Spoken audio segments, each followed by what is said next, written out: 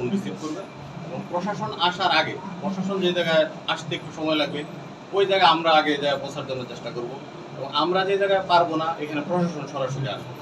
এরকম একটা সমন্বয় কমিটি হয়েছে আমাদের সাথে এবং আমরা আশা করি খুব দ্রুতই সমাধান হয়ে যাবে। আর যেগুলো বিচ্ছিন্ন অকারেন্স করতেছে এটা আমাদের কাছে যে নিউটারা নর্মালি হচ্ছে টোকাই শ্রেণীর লোকেরা করতেছে, কিছু কিশোর গ্যাংয়েরা করতেছে এবং কিছু লোকেরা আছে নিজেদের আধিপত্য বিস্তার করছে না, এরা দলীয় কোনো পরিচয়ের লোক না মূলত।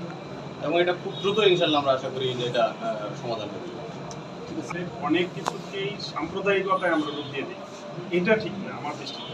কারণ আমি গতকাল ফুলবাড়িয়া একটা বাড়িতে গেলাম, সেখানে বললো যে হিন্দু অধ্যুষিত এলাকাকে এত ইয়া করা হয়েছে, ব্যারিকেড দেওয়া হয়েছে, রাস্তা বন্ধ করে দেওয়া হয়েছে।